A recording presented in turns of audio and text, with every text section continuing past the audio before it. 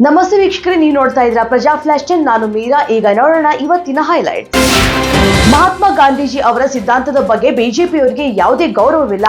October 2ರಂದು Gandhiji ಜಯಂತಿ ಬಂದಾಗ ಮಾತ್ರ ನೆನಪಿಗೆ ಬರ್ತಾರೆ ಅಂತ ಆರೋಗ್ಯ ಸಚಿವ ದಿನೇಶ್ ಗುಂಡೂರಾವ್ ವಾಗ್ದಾಳಿಯನ್ನ ನಡೆಸಿದ್ದಾರೆ.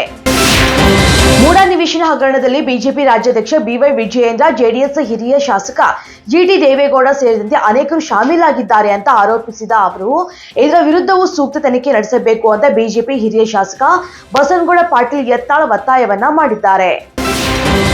ಇತ್ತೀಚೆಗೆ ಬೆಂಗಳೂರು, ನಂಜನಗೂಡು ಮತ್ತು ಹೊನ್ನಾವರದಲ್ಲಿ ನಡೆದಂತಹ ಗೋವುಗಳ ಮೇಲಿನ ವಿಕೃತಿ ಪ್ರಕರಣ ಕುರಿತು ಸಾರ್ವಜನಿಕರಿಂದ ತೀವ್ರ ಆಕ್ರೋಶ ವ್ಯಕ್ತವಾದ ಬೆನ್ನಲ್ಲೇ ಪ್ರಕರಣದ ಕುರಿತು ರಾಜ್ಯ ಸರ್ಕಾರ ತನಿಖೆಗೆ ಸೂಚಿಸಿದೆ. ಜೊತೆಗೆ ಪ್ರಕರಣದ ಕುರಿತು ಸ್ವತಃ ಗೃಹ ಸಚಿವ ಜಿ ಪರಮೇಶ್ವರ್ ಅವರೇ ಕಳವಳವನ್ನ ವ್ಯಕ್ತಪಡಿಸಿದ್ದಾರೆ. ಪದ್ಮವಿಭೂಷಣ ಡಾಕ್ಟರ್ ಡಿ ವೀರೇಂದ್ರ ಹೆಗಡೆ ಹಾಗೂ ಅವರ ಕುಟುಂಬ ಹಾಗೂ ಶ್ರೀ ಕ್ಷೇತ್ರ ಧರ್ಮಸ್ಥಳಕ್ಕೆ ಸಂಬಂಧಿಸಿದ ಸಂಸ್ಥೆಗಳ ವಿರುದ್ಧ ಯಾವುದೇ ಮಾನಹಾನಿ ಹೇಳಿಕೆಗಳನ್ನ ನೀಡದಂತೆ ಮಾನ್ಯ ಕರ್ನಾಟಕ ಹೈಕೋರ್ಟ್ ಮಹೇಶ್ ಶೆಟ್ಟಿ ತಿಮರೋಡಿ ಮತ್ತು ಅವರ ಅನುಯಾಯಿಗಳಿಗೆ ಖಡಕ್ ಆದೇಶವನ್ನ ನೀಡಿದೆ. ಜನರಲ್ಲಿ ಮಹಾತ್ಮ ಗಾಂಧೀಜಿ, ಬಾಬಾ ಸಾಹೇಬ್ ಅಂಬೇಡ್ಕರ್ ಅವರ ಪ್ರಸ್ತುತತೆಯ ಬಗ್ಗೆ ಅರಿವು ಮೂಡಬೇಕು. ಸಂವಿಧಾನ ರಕ್ಷಣೆ ಮಾಡುವುದು ಎಲ್ಲರ ಜವಾಬ್ದಾರಿ ಎನ್ನುವುದು ತಿಳಿಯಬೇಕು. ಸಂವಿಧಾನವನ್ನ ನಾವು ರಕ್ಷಿಸಿದ್ರೆ ಸಂವಿಧಾನ ಭಾರತೀಯರನ್ನ ರಕ್ಷಿಸುತ್ತದೆ ಅಂತ ಮುಖ್ಯಮಂತ್ರಿ ಸಿದ್ದರಾಮಯ್ಯ ತಿಳಿಸಿದ್ದಾರೆ.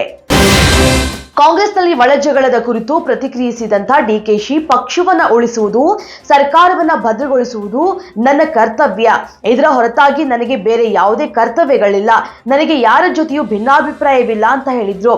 ಪಕ್ಷಕ್ಕಾಗಿ ತ್ಯಾಗ ಮಾಡಿಕೊಂಡೇ ಬಂದಿದ್ದೇನೆ, ಮುಂದೆಯೂ ಮಾಡುತ್ತೇನೆ ಅಂತ ಡಿಸಿಎಂ ಡಿಕೆ ಶಿವಕುಮಾರ್ ಹೇಳಿಕೆ ಕೊಟ್ಟಿದ್ದಾರೆ.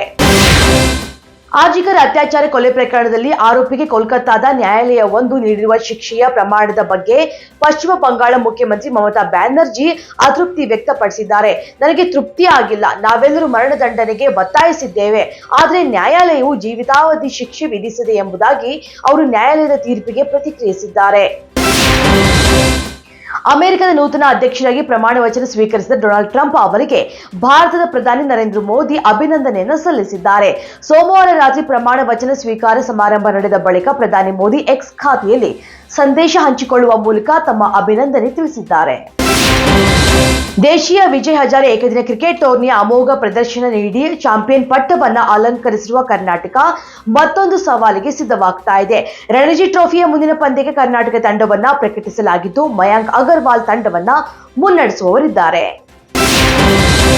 ರಿಷಬ್ ಶೆಟ್ಟಿ ನಿರ್ದೇಶಿಸಿ ನಟಿಸ್ತಾ ಇರುವಂತಹ ಕಾಂತಾರ ಪಾರ್ಟ್ 2 ಶೂಟಿಂಗ್ ವಿವಾದಕ್ಕೆ ಸಂಬಂಧಪಟ್ಟಂತೆ ಅರಣ್ಯ ಭೂಮಿಯಲ್ಲಿ ನಿಯಮ ಉಲ್ಲಂಘನೆ ಆಗಿಲ್ಲ ಎಂಬುದು ಪ್ರಾಥಮಿಕ ವರದಿಯಲ್ಲಿ ತಿಳಿದು ಬಂದಿದೆ.